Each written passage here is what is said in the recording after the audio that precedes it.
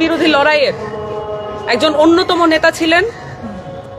তিনি আমাদের মধ্যে বীর হিসেবে অবস্থান করছেন এই মুহূর্তে। আমরা তার সুস্থতা কামনা করে আল্লাহর কাছে ফরিয়াদ করছি। কিন্তু এরই মধ্যে আমরা যখন খবর পাই যে আমাদের সহযোদ্ধা রুমি, তার মরদেহ যখন আমরা এভাবে ঝুলন্ত অবস্থায় পাই, যেমনটা ভাবে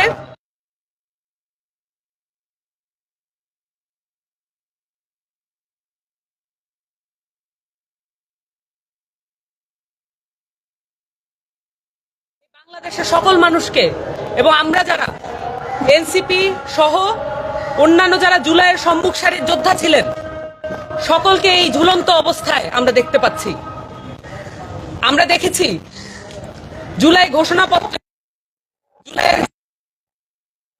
যারা শহীদ পরিবার এবং যারা আহত হয়েছেন, যারা এই পুরো অভ্যুত্থানে সক্রিয় অংশগ্রহণ করেছেন, তাদের করা হয় নাই। জুলাই সনদ এবং সংস্কার নিয়ে দিনকে দিন আলাপ কমিয়ে দেওয়া হচ্ছে।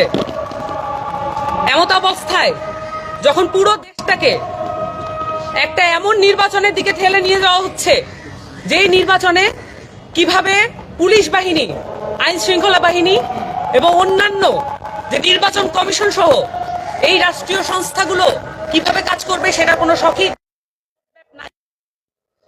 একই সাথে শরীফ ওসমান হাদির মৃত্যুসজ্জায় অবস্থায় উপেক্ষা ভরে যে মন্তব্য করেছে প্রধান নির্বাচন কমিশনার, আর কত উপেক্ষা হলে আর কত মরদেহ নির্বাচন কমিশন।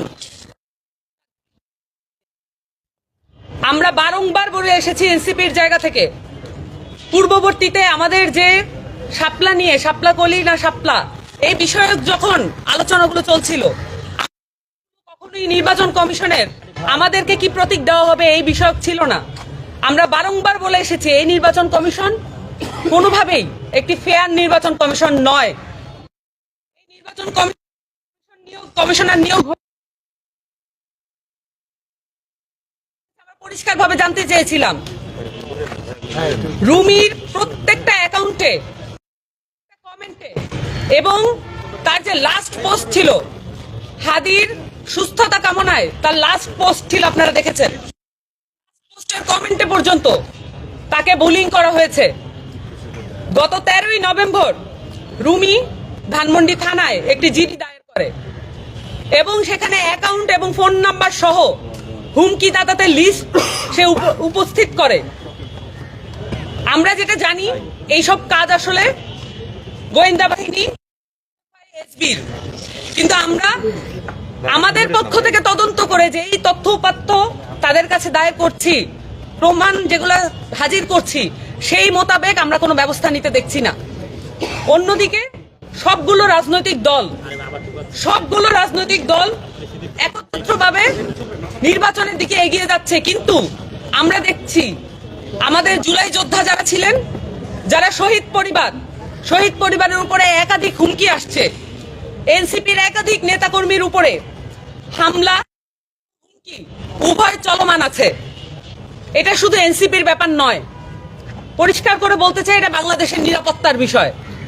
এখানে দিল্লি, পিন্ডি এবং নিউ ইয়র্কের আধিপত্যবাদ বিরোধী যত সংগ্রামী যোদ্ধা আছে, সকলের প্রতি, সকলের জীবনের প্রতি হুমকি আছে। রুমির মরদেহ শুধুমাত্র আমাদেরকে হতাশ করছে না, আমরা বরঞ্চ নিজেদের শক্তিতে আরো বলিয়ান হয়ে উঠছি।